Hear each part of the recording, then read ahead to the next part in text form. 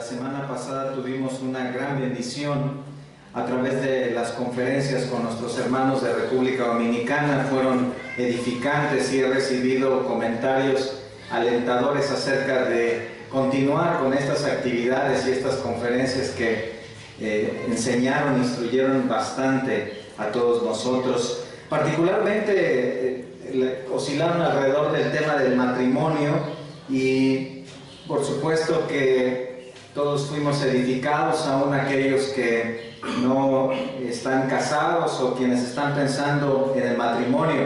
Y es que cuando me preguntaba el hermano Robbie acerca de los temas de las conferencias y él me comentaba de su experiencia, definitivamente pensaba en la gran necesidad que hay acerca de conocer el modelo de Dios para el matrimonio. El matrimonio es la base de la familia, es la base de la sociedad. Definitivamente como iglesia tenemos una gran necesidad y hay mucho que trabajar en temas de matrimonio. No es nada fácil, no es nada fácil. Alguien dijo que el matrimonio es tan complejo que Dios por eso lo determinó solo una vez en la vida. Entonces, tenemos mucho que avanzar en esto y el matrimonio es algo complicado, es algo complejo. Para muestra un botón, dice el dicho, el récord mundial de matrimonios lo tiene una mujer, Linda Wolf, estadounidense, que ahora con 68 años de edad, ella tiene en su haber 23 matrimonios, 23 matrimonios. Y esos matrimonios, a partir de los 16 años, el más largo que ha tenido ha sido de 7 años y el más corto ha sido de 36 horas. Imagínense eso. Y ahora está esperando su 24º marido, por cierto. Es algo difícil el matrimonio y ahora vamos a entrar a una sección que tiene que ver con el matrimonio. En la primera carta a los Corintios, en el capítulo 7. Y mientras van en sus Biblias allá, debo recordarles que el apóstol Pablo, quien escribió esta carta, fue un mensajero de Dios enviado para levantar varias iglesias. Y la iglesia de Corinto era una iglesia grande, una iglesia que estaba en el centro de todo lo que se consideraba en ese momento el Imperio Romano. Hacia el poniente el imperio llegaba hasta España y la Galia o Francia. Hacia el sur ocupaba la región norte de África. Hacia el oriente ocupaba también la región de Israel. El imperio romano, y la iglesia de Corinto estaba en medio del imperio romano y era una ciudad cosmopolita. Era el paso de los navíos de Asia a Europa. Y Pablo fue allá en su segundo viaje misionero. Y esta fue una de las iglesias donde Pablo estuvo más tiempo. Por ejemplo, en Hechos 20 dice que estuvo 3 años en Éfeso. Y aquí en esta iglesia estuvo 18 meses, porque la iglesia era grande y recuerdan en Hechos 18:10, el Señor le dijo, quédate ahí porque tengo mucho pueblo en esta ciudad. Y Pablo predicó el evangelio y la iglesia creció. Y durante 18 meses estuvo instruyendo a la iglesia en Corinto, pero ahí mismo en Hechos 18 dice que Pablo fue atacado por causa del evangelio y partió a Siria, tuvo que dejar a la iglesia. Y cuando Pablo escribe esta carta a la iglesia de Corintios, ellos tenían muchos problemas. Y uno de ellos era la manera como consideraban el matrimonio. Los corintios estaban luchando, tenían problemas matrimoniales tan serios que mediante una carta que no conocemos, le pidieron ayuda a Pablo. Allá en el capítulo 16, versículo 17, dice que esa carta llegó a Pablo mediante Estéfanas, Fortunato y Acaico, posiblemente líderes de la iglesia. Y en respuesta Pablo escribe esta carta a los corintios para instruirles, porque tenían tantos casos en cuanto a matrimonio. Y la consejería matrimonial era tan necesaria que, si recuerdan, desde el capítulo 5 se dice en el versículo 1 que se escuchaba entre ellos casos de fornicación. Y estos casos de fornicación fueron expuestos en el capítulo 5 y luego en el capítulo 6. Y cuando llegamos al capítulo 7, sigue hablando Pablo de casos de fornicación. Entonces la consejería que ellos necesitaban era abundante. Por cierto, la consejería matrimonial es una de las áreas más difíciles dentro de la consejería, más complejas. Cada caso tiene aspectos muy particulares en esa relación. La consejería matrimonial es una de las consejerías en donde se debe invertir más tiempo. Los cambios son más complicados. Cada caso tiene aspectos particulares que dificultan la resolución. Y ahora vamos a comenzar en nuestras predicaciones con problemas en el matrimonio. Incluso varias de las Biblias mencionan este título ahí. Y debo decir que es prácticamente imposible generalizar un consejo para todos los matrimonios. Siempre hay aristas, siempre hay aspectos. Se tienen que considerar contextos, trasfondos. Se tiene que considerar la vida en Cristo o el tiempo que se tiene en Cristo. Pero hay principios importantes que siempre debemos considerar. Un principio bíblico es una verdad que podemos aplicar a cualquier situación, a cualquier problema o en este caso a cualquier matrimonio. Un principio bíblico es fundamental para la vida cristiana porque nos va a ayudar a tomar decisiones y en el caso de la consejería nos va a ayudar a aplicarlo en cualquier situación. Espero que en el Señor que estas predicaciones ayuden a todos nosotros a comprender el diseño de Dios para el matrimonio y particularmente a los matrimonios, a cimentarse en la palabra. Tenemos frente a nosotros todo un capítulo, si notan ahí en el capítulo 7, sobre distintas situaciones en el matrimonio, y si el Señor dispone, a lo largo de 40 versículos vamos a tratar alrededor de 17, 18 diferentes problemas en el matrimonio.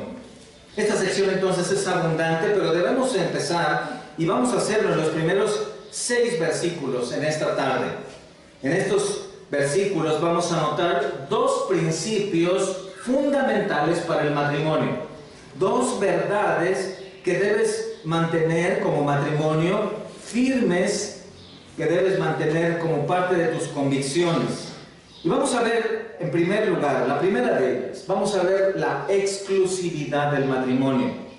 En los versículos 1 y 2, vamos a ver la exclusividad del matrimonio. Según estadísticas del INEGI, en 2016, el 58% de la población mayor a 15 años en nuestro país está casada o en alguna unión libre. El 31% está soltera y solamente el 10% está separada o viuda. Sin embargo, en los últimos 15 años, y esto es la cifra alarmante, la tasa de divorcios aumentó en un 136% y la tasa de matrimonios disminuyó en un 21%. Lo que esto significa es que la sociedad está huyendo, está rechazando cada vez más la idea del matrimonio, y aquellos que están en el matrimonio cada vez están tomando más la opción del divorcio. ¿Qué es lo que está pasando? Bueno, parece que hoy no es tan fácil formar un matrimonio. Y no es fácil mantener un matrimonio. Y más aún, sí es fácil tomar la idea del divorcio. Considerar la idea de disolver el matrimonio cuando hay problemas. ¿Cómo hacemos? ¿Cómo respondemos? Debemos tomar principios bíblicos. Y el primero de ellos, puedes anotarlo ahí, es la exclusividad del matrimonio. Lo primero es la exclusividad del matrimonio. Versículos 1 y 2, 1 Corintios 7. En cuanto a las cosas de que me escribisteis, bueno le sería al hombre no tocar mujer. Pero a causa de las fornicaciones, cada uno tenga su propia mujer y cada una tenga su propio marido. La carta para Pablo preguntaba sobre la conveniencia de tocar mujer. Y él respondió, bueno le sería al hombre no tocar mujer. Para comprender esta frase, primero debemos saber que es una frase cultural. Tocar mujer. ¿Qué es eso?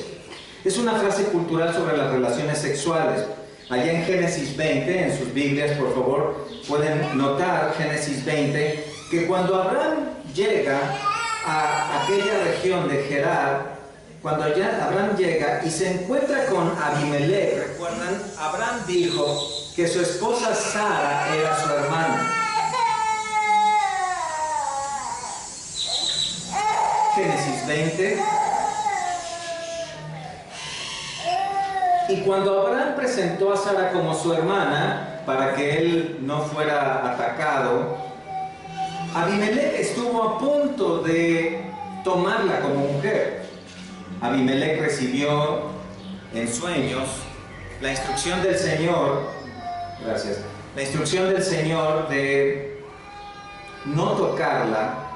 Y dice en el versículo 6, y le dijo Dios, yo también sé que con integridad de tu corazón has hecho esto, y yo también te detuve de pecar contra mí, y así no te permití que la tocases. Eso se refiere a tener una relación sexual con la esposa de Abraham. En Proverbios 6:29, cuando habla acerca de las relaciones sexuales, dice, así es el que se llega a la mujer de su prójimo, no quedará impune ninguno que la tocare, hablando del adulterio. Tocar a una mujer, entonces, culturalmente se refería a tener relaciones sexuales. Pablo toma esta frase y la usa en este versículo 1 para decir que es bueno no tener relaciones sexuales, es decir, ser soltero y célibe. Ahora, no se tiene una certeza de un matrimonio de Pablo, lo conocemos como un hombre soltero. Algunos historiadores mencionan que Pablo tiempo después se casó y formó una familia, pero no hay una certeza, por lo menos en cuanto a la revelación bíblica. Pablo toma como punto de partida este principio. Ahora, a lo largo del capítulo 7, ustedes van a notar que Pablo tiene una preferencia por la soltería. Por ejemplo, en el versículo 7, observen cuando él dice, quisiera más bien que todos los hombres fuesen como yo. En el versículo 8, digo pues a los solteros y a las viudas que bueno les fuera quedarse como yo. En el versículo 26, dice, tengo pues esto por bueno a causa de la necesidad que apremia, que hará bien el hombre en quedarse como está. Versículo 32, quisiera pues que estuvieseis sin congoja, el soltero tiene cuidado de las cosas del Señor, de cómo agradar al Señor. Y finalmente en el versículo 38, observen, de manera que el que la da en casamiento hace bien, y el que no la da en casamiento hace mejor. Todo el capítulo Pablo exalta la soltería por varias ventajas. Y Pablo toma como punto de partida en el versículo 1, sería bueno para el hombre permanecer soltero. Ya dijo por qué. Pero noten, este no es un mandato, sería bueno. Él está resaltando la soltería como una oportunidad para servir al Señor, para permanecer sin congoja. Pablo está imaginándose todo lo que un hombre casado tiene que afrontar como parte del matrimonio y dice, sería bueno quedarse soltero, como yo. Sin embargo, en el versículo 6, noten por favor que esto dice ahí, para acotar su comentario, dice él en el versículo 6, esto digo por vía de concesión, no por mandamiento. Así que el celibato no es una imposición bíblica como tal vez el catolicismo romano lo enseña. Es algo conveniente. Y entonces viene el principio. Y aquí es donde vamos a ir al versículo 2. Observen. Pero a causa de las fornicaciones, cada uno tenga su propia mujer y cada una tenga su propio marido. Ese es un principio bíblico. La exclusividad del matrimonio significa que cada hombre se una en matrimonio con una mujer y cada mujer se une en matrimonio con un hombre. Cada uno tenga su mujer, cada una tenga su marido. Implícitamente quiero que noten cómo el modelo bíblico tiene que ver con la unión de un hombre y una mujer. No de manera diferente, no un hombre con un hombre, no una mujer con una mujer. Pero aquí la clave en este versículo es la palabra tenga. Observen cómo se repite en ese versículo 2. Y ese tener significa sostener o mantener. Implícitamente, marido y mujer para toda la vida. Así es el matrimonio. Es como si alguien que tiene su ropa puesta la mantiene durante el día. Es la exclusividad del matrimonio, un hombre con una mujer. Debemos recordar por un momento el Génesis, ¿cierto? El matrimonio fue creado por ¿quién? Dios. Dios estableció sobre la tierra el matrimonio entre Adán y Eva, ¿cierto? Y ahí en Génesis 2:24, si abren sus Biblias, van a recordar uno de los principios más importantes del matrimonio. Por tanto, lo recuerdas, ¿verdad? Dejará el hombre a su padre y a su madre, y se unirá a su mujer, y serán una sola carne. Esta es la monogamia establecida por Dios en el Génesis para Adán y Eva y para todo matrimonio sobre la tierra. Es la exclusividad del matrimonio, y debo recordarles que esto fue preservado por Dios aún después del diluvio. Él preservó a 4 matrimonios, Noé, su esposa y sus 3 hijos con sus esposas, para que ellos recibieran el mismo mandamiento, Génesis 9:1, de fructificar y multiplicaos. Así que el matrimonio bíblico junta a 2 personas de por vida y los une en propósitos, ideas afines, deseos conjuntos. Son 2 vidas unidas para siempre, al grado que la Biblia les llama como una sola carne. Dentro de la cultura judía aún actualmente existe esta tradición.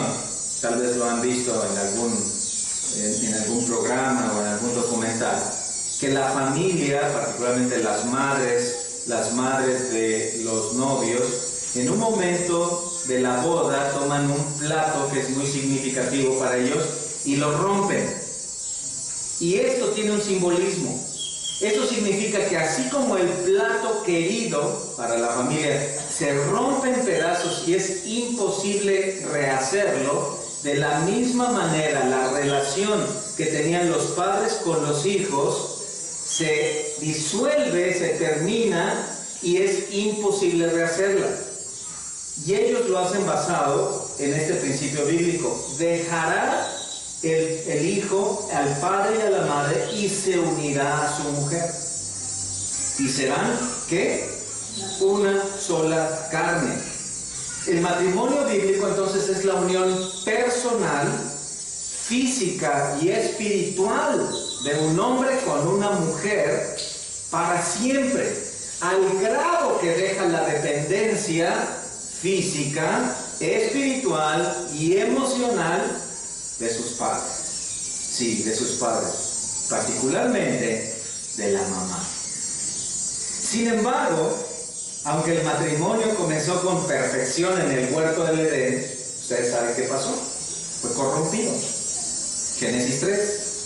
A causa del pecado vino el orgullo, vino el egoísmo, vino el conflicto, y a partir de ese momento cada matrimonio sobre la tierra, heredando la imagen de Adán y Eva, cada matrimonio sobre la tierra fue destinado a una vida de pecado, de dolor, de conflicto. Allá en Génesis capítulo 4, apenas un capítulo después de la caída, Lamec tomó para sí 2 mujeres. Entonces el matrimonio se convirtió en un problema. El matrimonio se convirtió en una carga pesada, en un conflicto, como dicen coloquialmente o contemporáneamente, en una lucha de sexos. La exclusividad del matrimonio entonces es un principio bíblico que permanece como la buena, agradable y perfecta voluntad de Dios.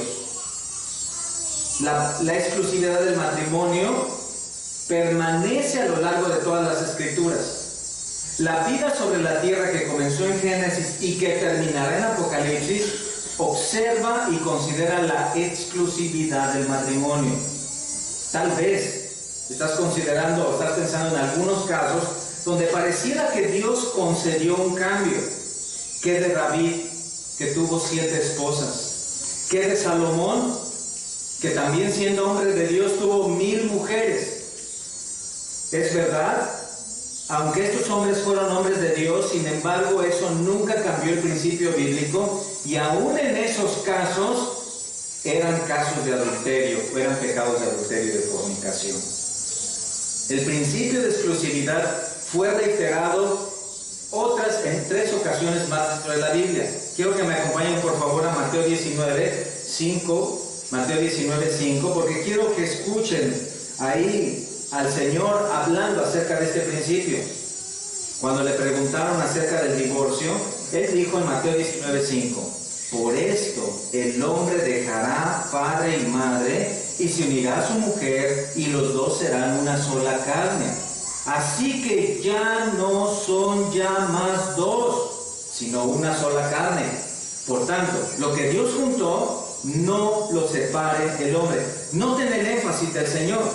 Mientras que el pueblo judío había perdido de vista ya había perdido la brújula en cuanto a lo que era el matrimonio bíblico, el Señor trae el Génesis a su memoria para decirles: así lo hizo Dios al principio, así debe de ser.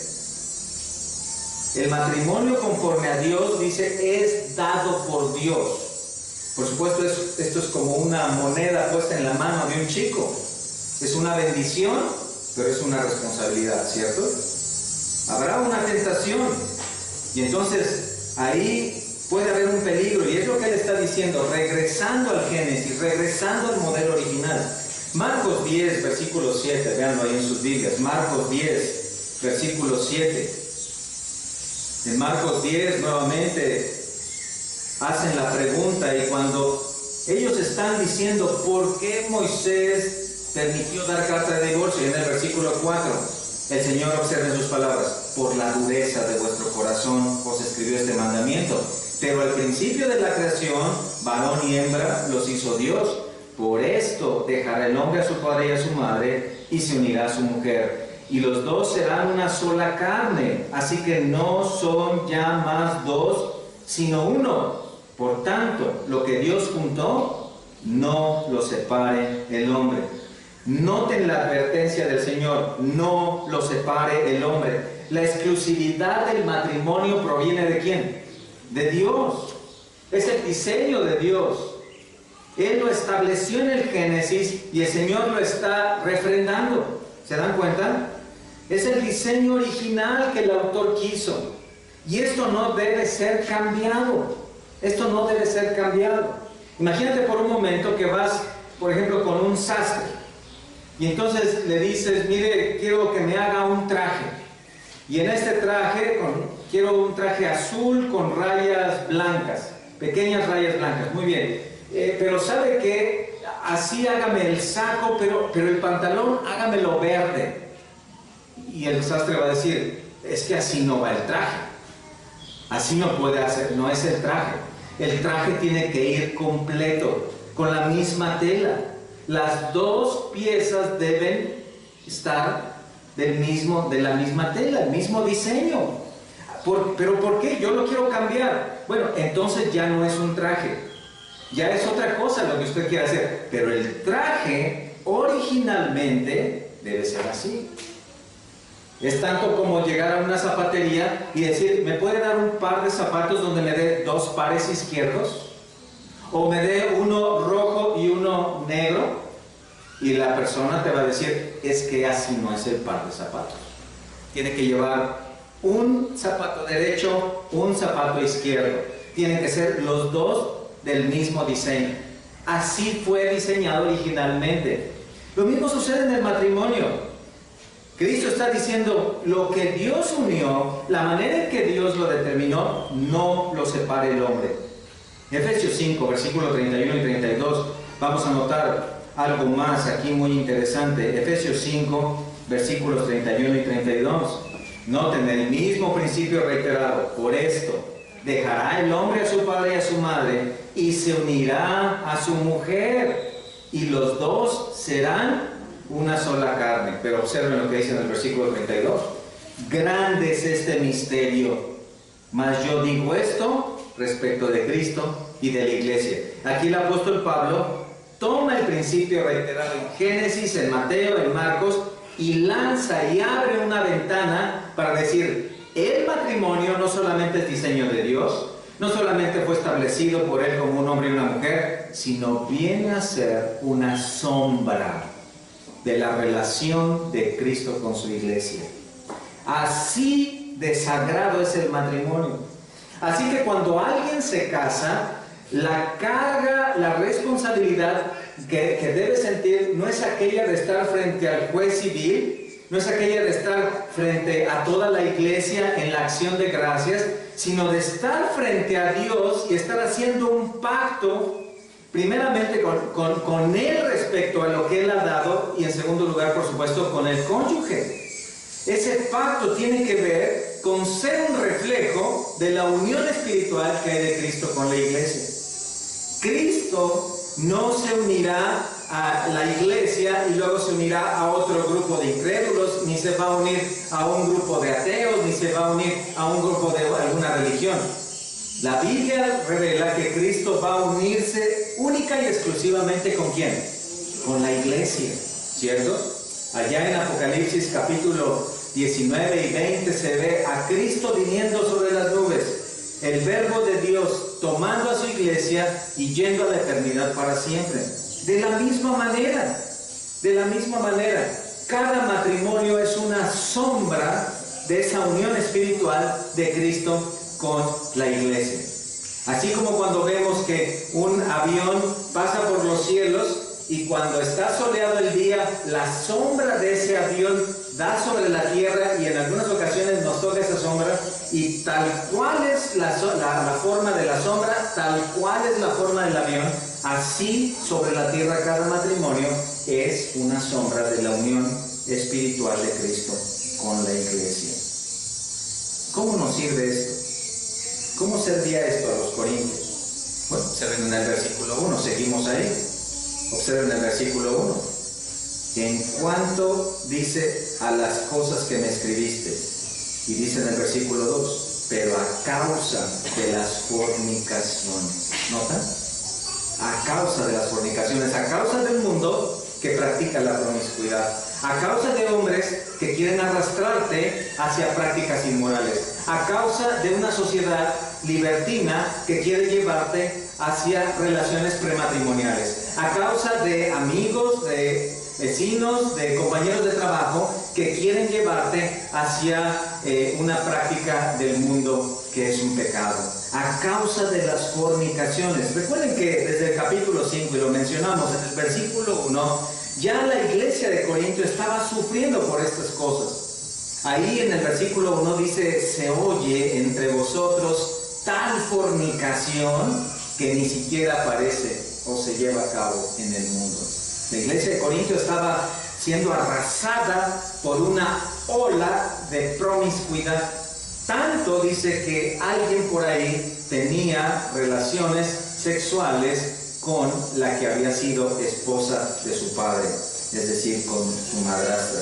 Entonces, la iglesia estaba sufriendo, y no es extraño que hoy la iglesia también padezca. Hay una fuerte presión hoy, no solo para los matrimonios, sino antes de ello para los jóvenes, por ejemplo, dentro de las escuelas, con los amigos, acerca de tomar una vida promiscua, es decir, de establecer relaciones sexuales. Por ejemplo, en el caso de los hombres, hay una presión para ver, a ver, cuántas ya tienes ahí anotadas, cuántas te has echado, ¿no? Y de esta manera están ellos haciendo competencias, a ver quién va por aquella, a ver quién la gana, ¿no? Y yo ya lo logré, y mira, allá está la que viene en turno. Y entre las mujeres también. Tal vez en nuestra sociedad un poco más tradicional no hay una presión tan grande, pero a nivel mundial, particularmente en nuestro país vecino y en Europa, una de las preguntas primarias en las jóvenes es: ¿cuándo fue tu primera vez? ¿Y cómo? ¿Virgen todavía? No es posible, ¿qué te pasa? Entonces, la presión es muy fuerte, pero esto también sucede en los matrimonios. En el matrimonio, la presión continúa, porque Satanás está listo para destruir los matrimonios. Y hoy, ya saben el dicho, a veces el jardín del vecino parece más verde, ¿cierto? Y la vestimenta y la publicidad y todo lo que está bombardeando a través de las redes sociales está llegando a las casas, y en algunas ocasiones los esposos y ahora también las esposas ya están diciendo: bueno, es que mi marido ya no es el mismo de antes, ¿no? Ya tiene unos kilitos de más, ya no me gusta, y mientras allá el modelo y el vecino y el amigo y eso, y esto está haciendo una presión tan grande, y las amigas y los amigos en ocasiones dicen: bueno, es que es una cana al aire, ¿no? ¿Y qué tanto es tantito? Una no es ninguna, dos la mitad de una, y tres pues apenas es una, entonces te faltan dos. Y todo eso hace una presión tan fuerte que la iglesia está tratando de mantenerse en santidad, y es muy importante que en primer lugar tomes estos principios en tu vida. El matrimonio es de exclusividad. Una mujer con un hombre para toda la vida, para siempre. Es muy importante que lo hablemos también a nosotros, a nuestros hijos e hijas. Esta es la manera como evitar el adulterio. Cuando eres consciente de que este es un pacto, no solamente con la persona que está a tu lado, con tu cónyuge, es un pacto con Dios. Es un pacto en el cual tú te comprometes a obedecer su palabra y a modelar en tu vida un matrimonio de acuerdo a su diseño. Honras a Dios cuando tienes un matrimonio exclusivo para toda la vida. Honras su palabra cuando mantienes ese matrimonio en santidad y pureza, y honras a Cristo cuando en ese matrimonio te entregas en cuerpo y alma a una sola persona. La exclusividad del matrimonio. Veamos en segundo lugar, segundo principio, a partir del versículo 3 y en adelante, la intimidad del matrimonio. La intimidad del matrimonio. Si recordamos Génesis 2:18, no vayan en sus Biblias, solo recordamos: no es bueno que el hombre esté solo. Gracias a Dios por eso. ¿Qué sería de nosotros solos? No es bueno que el hombre esté solo. El diseño de Dios entonces consistió en la unión de un hombre con una mujer. Y tuvo varios propósitos. Compañerismo, no estar solo, pobres de nosotros solos. Administración, trabajo, el hogar. ¿Han visto el hogar de un hombre solo? Procreación, fructificad y multiplicaos, Dios les dijo. Tenía que llenar la tierra, solamente podía hacerse a través del matrimonio. Y en cuarto lugar, escuchen, intimidad. Intimidad. La unión de Adán y Eva incluye intimidad sexual. Dios creó la sexualidad. Dios creó la relación sexual para el matrimonio. La intimidad es la unión física de un hombre y una mujer, y Dios la reiteró varias veces en las Escrituras. Muchas veces la reiteró, pero siempre, escuchen, siempre dentro del matrimonio. Acompáñame al libro de Proverbios, capítulo 5. Proverbios, capítulo 5, en los versículos 15. Proverbios 5:15, dice la palabra, en el contexto de las relaciones sexuales, dice: bebe el agua de tu misma cisterna y los raudales de tu propio pozo. Se derramarán tus fuentes por las calles y tus corrientes de aguas por las plazas. Hagan una pausa ahí. Noten que Dios llama al hombre, particularmente aquí, a tomar una exclusividad en la intimidad con su esposa. Incluso el versículo 16 ha sido interpretado como la prohibición para la promiscuidad y para dar pie a la prostitución. Versículo 17: sean para ti solo y no para los extraños contigo. sea bendito tu manantial y alégrate con la mujer de tu juventud. Esta alegría es resultado de la intimidad sexual. Esto significa que el deleite sexual debe estar dentro del matrimonio entre el esposo y la esposa. Dios no está en contra del disfrute de la sexualidad dentro del matrimonio. Incluso, vean ahí por favor en el versículo 18, del versículo 19. Como sierva amada y graciosa Gacela, sus caricias te satisfagan en todo tiempo y en su amor recréate siempre. ¿Qué decimos ante esto? Los varones, amén, ¿no?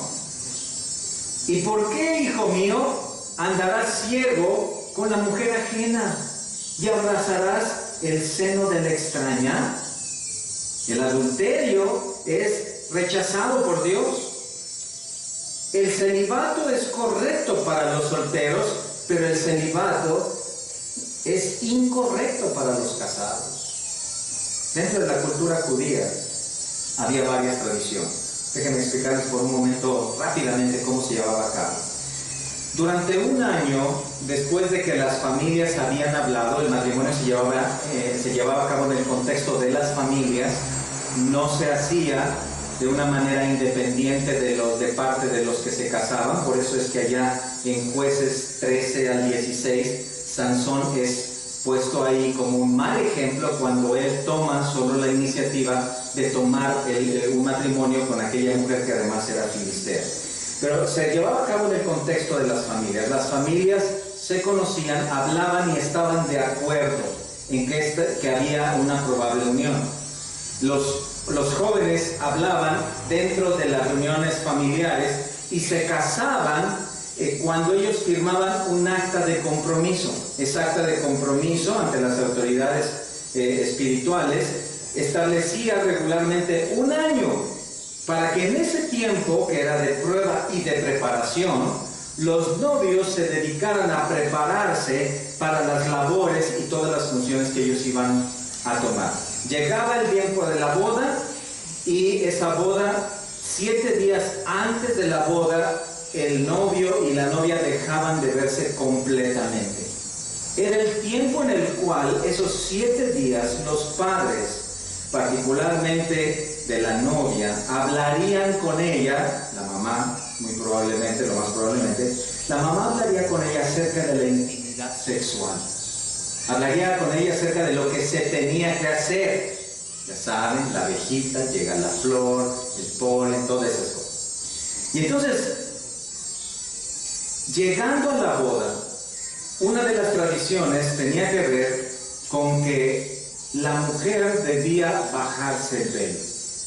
Y en algunas ocasiones el mismo novio iba frente a la novia y bajaba el velo para mostrar un respeto a la intimidad.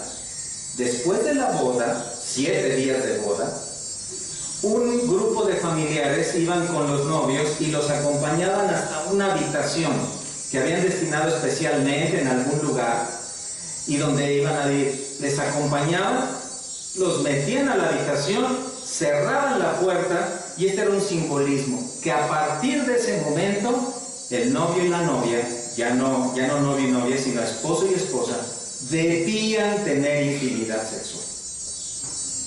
Esa intimidad sexual es sumamente importante. Y Pablo la reitera aquí como un principio. Observen, versículo 3. El marido cumpla con la mujer el deber conyugal y asimismo la mujer con el marido. ¿Observan?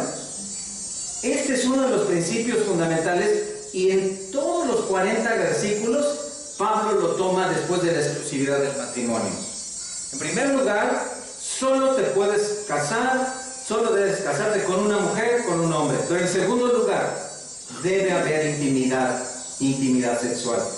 Incluso cada una de las leyes del Antiguo Testamento tenía como propósito que el pueblo de Israel viviera a la manera de Dios. Y dentro de esas leyes, si me acompañas a Deuteronomio 20, te vas a dar cuenta que Dios también consideró esto. En Deuteronomio 20, versículo 7, observa ahí Deuteronomio 27, cuando se está hablando acerca del matrimonio, mira lo que dice.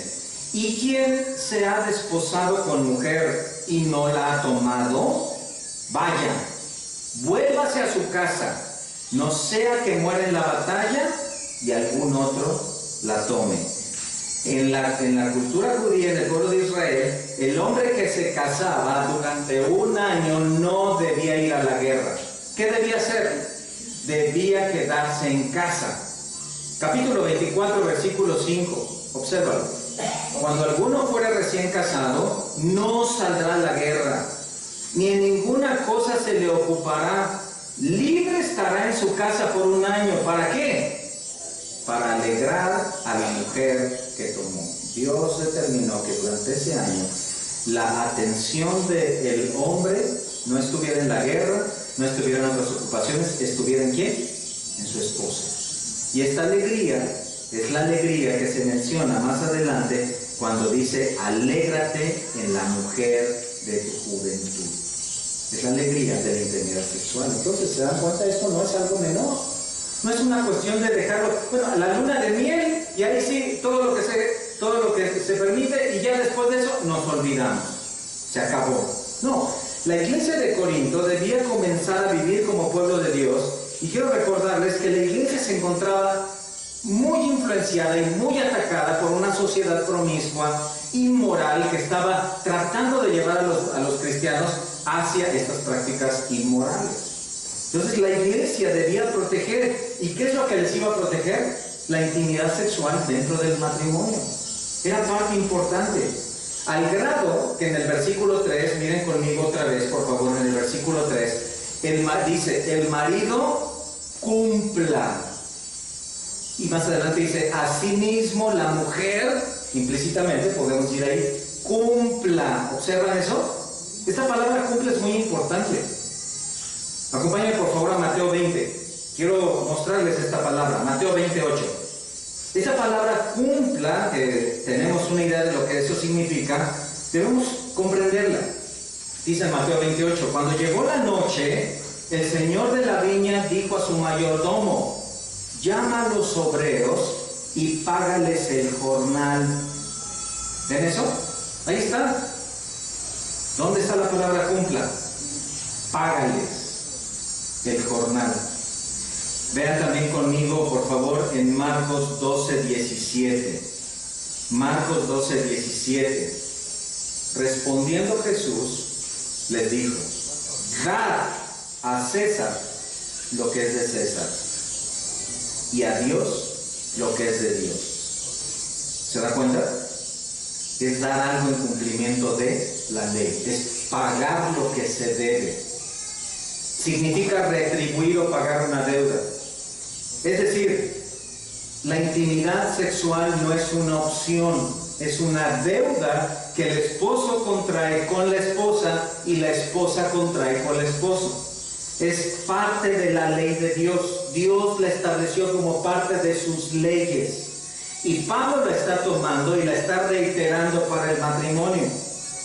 Esto también tiene que ver con un probable grupo de personas dentro de la iglesia que venían de una sociedad promiscua con un libertinaje extremo, y al llegar a la iglesia se convirtieron en los puritanos, se convirtieron en los que iban a cuidar que cualquier tipo de relación sexual no se llevara a cabo. Entonces, tal vez algún grupo legalista estaba diciendo que las relaciones sexuales ya no formaban parte de la vida cristiana. Así es que Pablo dice: no, el marido debe cumplir con la mujer el deber conyugal. Y noten otra vez esta palabra, deber. No es opcional, ¿cierto? El deber se debe hacer, ¿cierto? La intimidad sexual, entonces, vean, no es una opción, es una deuda. Cuando piensas en matrimonio, debes pensar en estar dispuesto o dispuesta a esto. Y esto es algo muy importante. Esto es algo muy importante porque es verdad que hoy la educación sexual que debe estar en casa de parte de los padres tiene mucho que ver con tratar de refrenar lo que la práctica social hace. Pero también tiene que ver, y creo que esto está más relacionado con las mujeres, con instruir a ellas acerca de lo que debe hacer cuando va al matrimonio. Es muy común que dentro de las consejerías bíblicas, uno de los problemas centrales en la relación de matrimonio es a causa de la falta de intimidad sexual. Y esto trae otras situaciones que más adelante vamos a ver, y esto trae otros problemas. Esto trae quejas regularmente de parte del esposo. Hay casos de hombres y hay casos de mujeres, pero es común que las nuevas esposas no saben lo que pasa, no entienden de qué se trata. Entonces las madres tienen que explicar, y tienen que explicar, no te esperes hasta una semana antes de la boda, sino desde antes, explicar y hablar acerca de esto. Mira conmigo que como esta área del matrimonio no debe ser considerada con morbo, es un área hermosa. Y quiero mostrártelo en el libro de Cantares, capítulo 4. Cantares, capítulo 4. Porque allá el sabio Salomón habla acerca de lo que es una relación hermosa. Los primeros 3 capítulos explican acerca de lo que es la relación prematrimonial dentro del compromiso. En el capítulo 4 se lleva a cabo el matrimonio y los versículos 10 en adelante hablan de la relación que existe entre el esposo y la esposa. En el contexto, Salomón se había casado con la Sunamita, probablemente hija de Faraón. Pero aquí es una bella ilustración de la manera en que debe ser el amor, esta clase de amor romántico en el matrimonio. Versículo 10. Cuán hermosos son tus amores, hermana, esposa mía. Cuán mejores que el vino tus amores, y el olor de tus ungüentos que todas las especias aromáticas. Como panal de miel destilan tus labios, oh esposa. Miel y leche hay debajo de tu lengua, y el olor de tus vestidos como el olor del Líbano. Huerto cerrado eres, hermana mía, esposa mía, fuente cerrada, fuente sellada. Tus renuevos son paraísos de granados, con frutos suaves, de flores de aleña y nardos, nardo y azafrán, caña aromática y canela, con todos los árboles de incienso, mirra y aloes, con todas las principales especies aromáticas, fuente de huertos, pozo de aguas vivas que corren del Líbano. Observen, hagan una pausa ahí, observen ahí al esposo, hablando, ¿cierto? Observen cómo, es decir, la relación sexual no llega en un momento de manera así sorpresiva y se me acaba de ocurrir algo y ya. Este es un esposo que mediante ese halago y ese romanticismo, podríamos decir, del día, de la semana, está alabando a su esposa. La intimidad sexual no es simplemente la unión física de 2 cuerpos durante unos minutos y se acabó.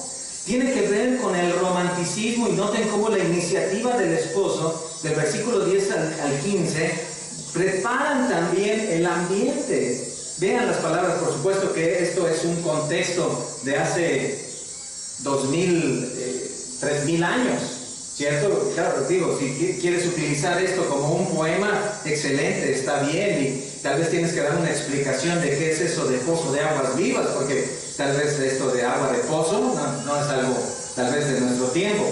Pero él está ahí preparando. Ahora, versículo 16. Observen, por favor. Vean la respuesta. Hermanos, aquí, varones, creo que tenemos que aprender de esto. Levántate, Aquilón, y ven, Austro, soplad en mi huerto, despréndanse sus aromas, venga mi amado a su huerto y coma de su dulce fruta. Por supuesto que esto es lenguaje figurado, y si alguien tiene aquí menos de 18 años, por favor, cierre los oídos.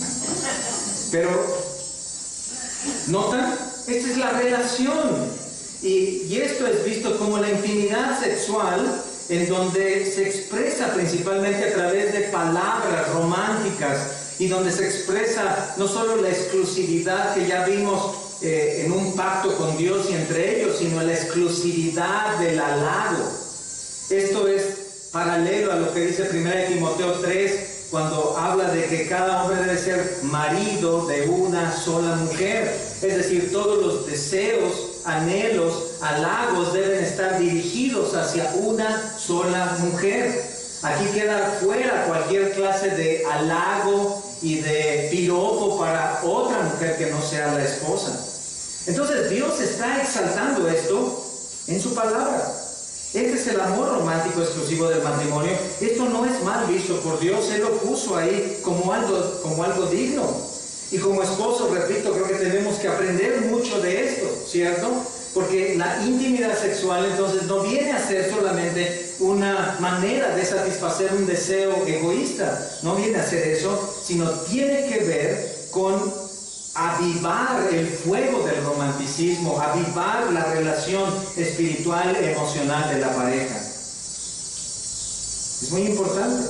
Y como mujer, también considerar lo que ser esposa no es seguir el camino de Sor Juana. No es simplemente unirse en matrimonio y nada más vivimos juntos y ya no sabemos nada más de lo demás. No, como esposa es muy importante que tomes entendimiento entonces de este mandato. ¿Cuál es la razón de esto? ¿No sería más fácil solo tener intimidad sexual para tener hijos y ya? ¿No sería más fácil simplemente tener relaciones sexuales para cuando se quiera tener algún hijo o una hija? No. Dios nos da razones. Y nos da 3 razones para entender la importancia de esto. Y si regresamos a 1 Corintios 7, Él nos dice que hay razones por las cuales debemos procurar dentro del matrimonio la intimidad sexual. En primer lugar, versículo 4, la mujer no tiene potestad sobre su propio cuerpo, sino el marido. Ni tampoco tiene el marido potestad sobre su propio cuerpo, sino la mujer. ¿Cuál es esa razón? Tu cuerpo ya no te pertenece. Ya no te pertenece. Como esposa, ya no te pertenece. Como esposo, ya no te pertenece. Cada cónyuge recibe el derecho sobre el cuerpo del otro para la intimidad sexual, para su propia satisfacción. Ahora, noten el grado de entrega aquí. Noten el grado de unidad en el matrimonio. Ya no nos pertenecemos a nosotros.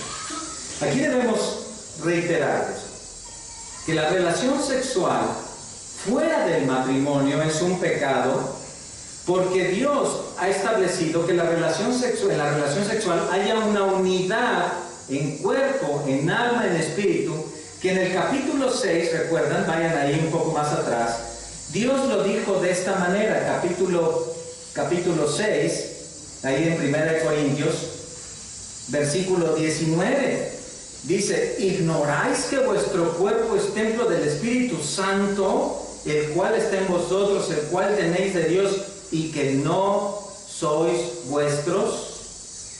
Aquí Pablo estaba diciéndoles que la fornicación era un pecado porque el cuerpo no le pertenecía al hombre, le pertenecía a Dios, porque el Espíritu Santo moraba en él. En términos funcionales, cuando llega el matrimonio, tu cuerpo pasa a ser propiedad de tu esposo o de tu esposa. Vean ahí la palabra en el versículo 4, estamos en capítulo 7, versículo 4. Potestad. ¿Ven eso? Potestad. Esto significa ejercer una autoridad.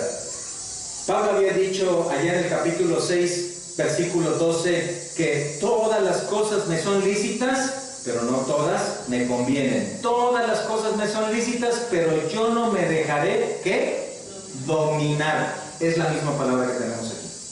Potestad. ¿Qué significa eso? Que esta potestad, este derecho, es un derecho absoluto del esposo sobre el cuerpo de la esposa y de la esposa sobre el cuerpo del esposo.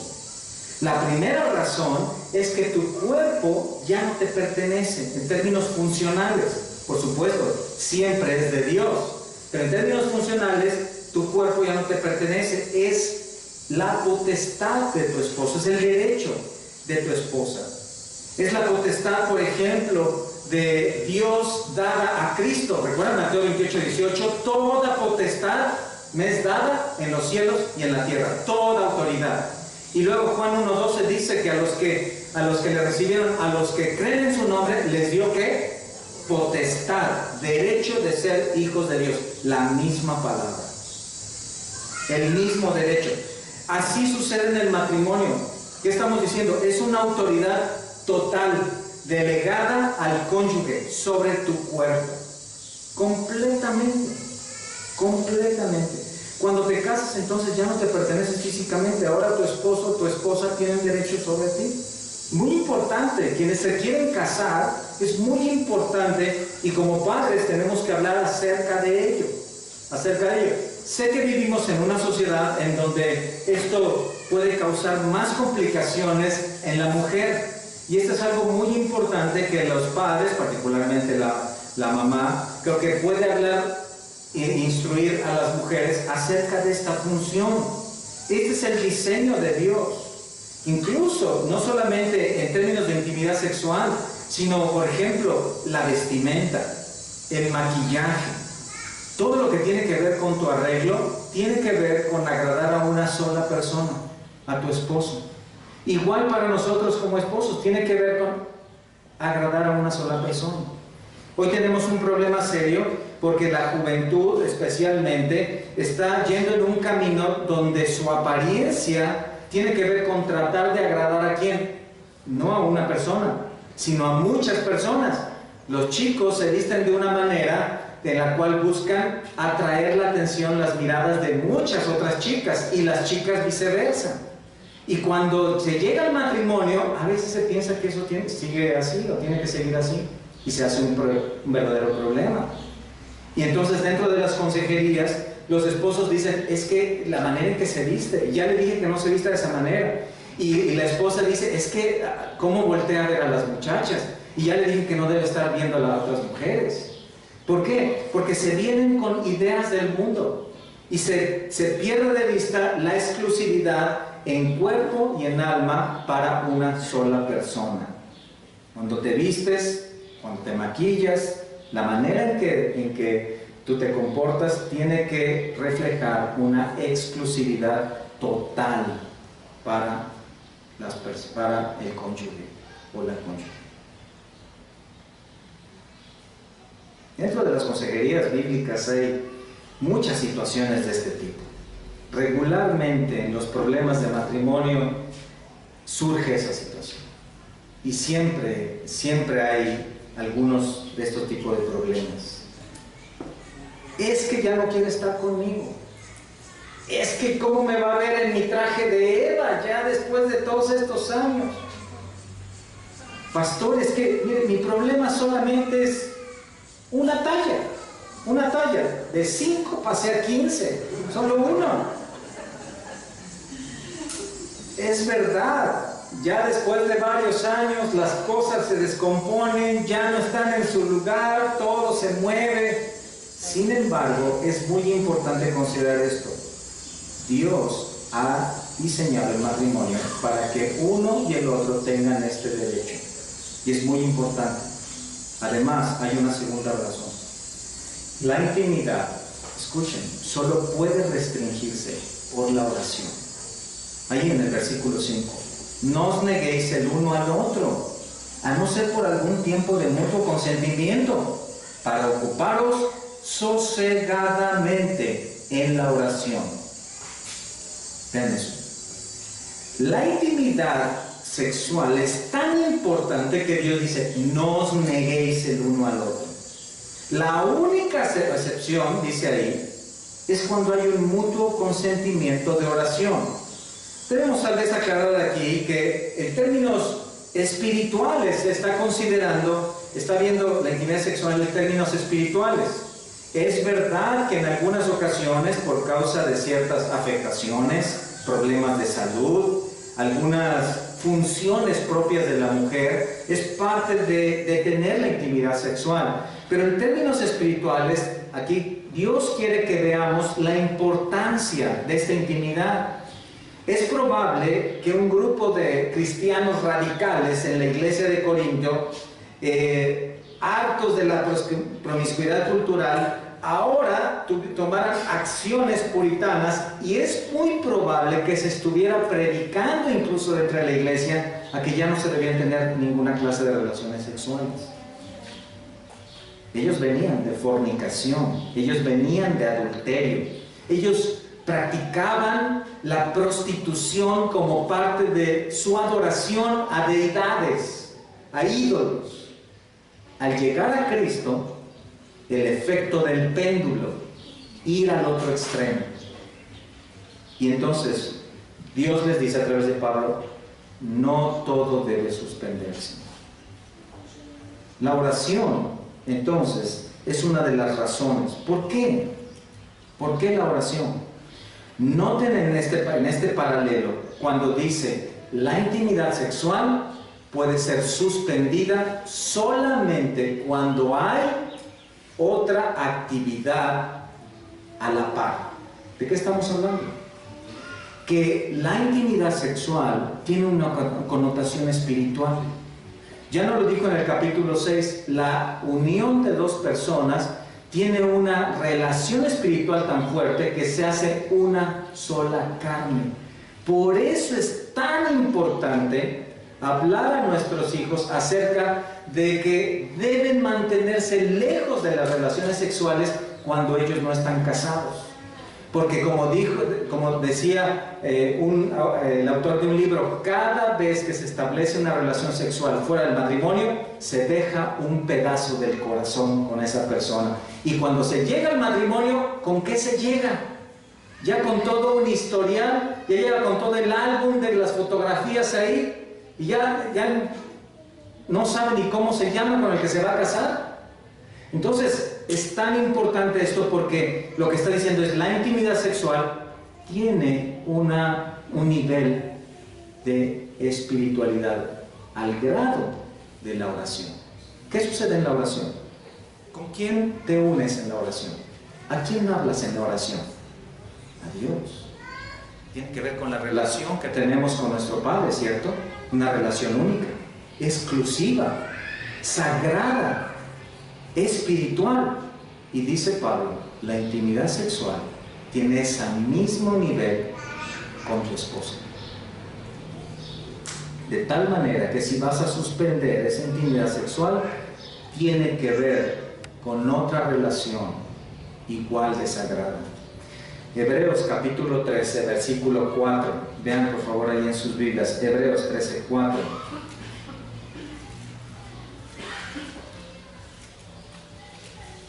Hebreos capítulo 13, versículo 4, cuando dice aquí, y tal vez ves en tu Biblia un título en ese capítulo que dice ¿cómo? Deberes cristianos. Honrosos sean todos el matrimonio y el lecho sin mancilla o sin mancha, pero a los fornicarios y a los adúlteros, ¿qué? Nos juzgará Dios. Lo que sucede en la recámara de un matrimonio en intimidad sexual es algo sagrado y agradable a Dios.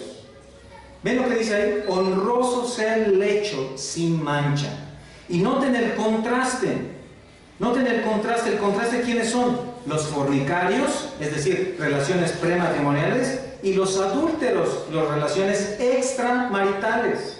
Dice, ¿y eso qué? ¿A esos qué? A esos los juzgará Dios.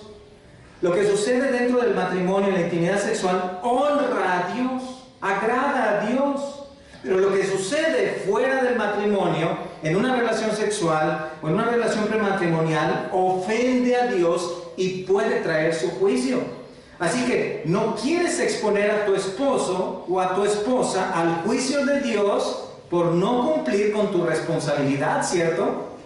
No quieres llevar a tu esposo o a tu esposa a la tentación. Por eso es algo tan importante. La oración entonces será la protección espiritual cuando para el matrimonio tenga que suspender la intimidad sexual. Por esta razón o por algunas otras razones. De manera que si por alguna razón se suspende, es tiempo para estar orando. ¿Recuerdas en Mateo 6, dentro del contexto de la oración del Padre Nuestro? Mateo 6, versículo 13. ¿Qué es lo que nos dice? Líbranos del mal y no nos dejes caer en la tentación. ¿Y qué es eso? Una oración. En tercer lugar, hay una tercera razón, ahí en el versículo 5. Tercera razón. Y volver a juntaros en uno, para que no os tiente Satanás a causa de vuestra incontinencia. Satanás quiere destruir tu matrimonio. Satanás destruyó la armonía de Adán y Eva en el huerto. En Génesis 6, la estrategia de Satanás tuvo que ver con destruir la sociedad que se estaba formando de hombres y mujeres. ¿Y sabes cómo lo hizo? A través de las relaciones sexuales. Demonios vinieron, poseyeron y se unieron a mujeres y formaron una generación híbrida. Y a causa de esa actuar, Dios tuvo que traer el diluvio y destruir a la humanidad. Ahora, dice Pedro, Satanás es un león rugiente que quiere destruir tu matrimonio. En Efesios 2:2 dice que la corriente de este mundo está siendo controlada por Satanás. Así que Satanás ha desplegado toda una influencia social, comercial, para tratar de desviar. Desde desviar la mirada, desviar la atención, el tipo de vestimenta, desviar los afectos, desviar el corazón, desviar todos los deseos. Satanás está tratando de hacer eso. Satanás se ha encargado de lanzar un anzuelo a través de nuestra sociedad para que cualquiera caiga. Es una red, es una red. Y la corriente hoy se le puede llamar libertinaje, inmoralidad, promiscuidad, relaciones premaritales, sexualidad libre, noviazgo mundano, homosexualidad, lesbianismo, etcétera, etcétera, etcétera. Y es impresionante la cantidad de personas que están yendo hacia allá hoy. Gran parte de los divorcios actualmente son por adulterio, pero gran parte de los divorcios actualmente son a causa de homosexualismo. Es decir, cuando el esposo o la esposa han encontrado otra pareja de su mismo sexo. Eso es lo que está sucediendo en nuestra sociedad, tristemente. Y la iglesia y los esposos cristianos y las esposas cristianas en algún momento pudiéramos caer en esta clase de trampa. No sé si a ustedes les ha sucedido que en algunos lugares, en algunas tiendas, en algunas plazas, en ocasiones ponen un tipo de escenografía donde hay algunas figuras, es un tipo de cartón, algo que está montado ahí, con 2 o 3 o más orificios, y donde tú llegas y pones tu cara. Y entonces te toman una foto y sales ahí con la cara del personaje. Y toda la familia se puede colocar ahí y pones tu cara. Bueno, en alguna ocasión, en un programa, hicieron una de estos montajes, pero con una broma. En el borde de estas, los orificios estaban ahí, todo el borde estaba manchado con tinta. Entonces, cuando las personas llegaban y ponían su cara, se tomaban su foto muy bien, pero todos se iban con su cara manchada. Ya después les llegaba alguien y les ponía un espejo y le decía, mire, una broma. Eso queda en una broma, pero en términos espirituales es lo que está haciendo Satanás. Pone algo ahí atractivo, parece que es inofensivo. Y entonces, como aquel joven de Proverbios 7, ingenuo o ingenua, llega y pone la cara. Resultado, mancha su vida. Mancha su vida. Satanás ha desplegado una escenografía enorme. Incluso, si me acompañan a 1 Timoteo capítulo 5, quiero llevarles a una de las aplicaciones de estos principios, muy importante, 1 Timoteo capítulo 5, porque van a ver ahí que incluso Dios quiere proteger de esto a las viudas. En el versículo 14, miren, quiero pues que las viudas jóvenes, y debo hacer aquí un paréntesis para decir que el contexto tiene que ver con mujeres que se han quedado viudas o que se han quedado solas. Quiero pues que las viudas jóvenes que se casen, que críen hijos, gobiernen su casa, que no den al adversario en ninguna ocasión de la maledicencia. Aquí también abre el panorama para decir no solamente que los que son jóvenes deben pensar a futuro en un matrimonio como parte de protección espiritual, sino también las mujeres o varones que en algún momento, sobre todo mujeres, se han quedado solas, madres solteras, que están en una edad adecuada para formar un matrimonio. En algunas ocasiones el engaño es pensar, mis hijos o mi hijo va a estar siempre conmigo, es más, me voy a casar con él, me voy a casar con mi hijo. ¿Por qué? Porque es mi hijo, él me va a cuidar hasta que ya yo vaya con el Señor. Y no, mira lo que Dios dice, que las viudas jóvenes se casen. Hay algunas hermanas aquí que cómo me hubiera gustado poder darles este consejo hace 20, 30 años. Y porque nadie les dio el consejo, o tal vez no lo escucharon, se quedaron solas. Y ahora esperan que los hijos sean sus esposos. Y observen por favor que este no es el modelo de Dios. El modelo de Dios incluso dice, te has quedado sola, te has quedado viuda, estás joven, cásate. Cásate, cría hijos, gobierna tu casa. Es decir, toma esta función porque es parte de la protección espiritual que Dios ha dispuesto para ti. Y vean lo que dice al final, que no den al adversario. ¿Quién es el adversario? Satanás. También. Ninguna ocasión de maledicencia. ¿Te das cuenta? Es por protección espiritual. Regresando entonces a nuestro capítulo 7 en Corintios. El matrimonio es exclusivo de la unión de un hombre y de una mujer. El matrimonio, la intimidad sexual en el matrimonio es fundamental, importante y no debe detenerse porque en primer lugar tu cuerpo no te pertenece, en segundo lugar solamente a causa de la oración y en tercer lugar porque Satanás quiere destruir tu matrimonio. Cuando el matrimonio en la iglesia camina en el modelo de Dios, la iglesia camina en pureza, camina en santidad. Cuando los esposos toman conciencia de la responsabilidad y de ese amor romántico para con la esposa, el matrimonio se mantiene firme. Nada, aunque vengan ataques de fuera, aunque aparezcan terceras personas, emisarios, emisarias de Satanás con toda la intención, el matrimonio va a estar unido.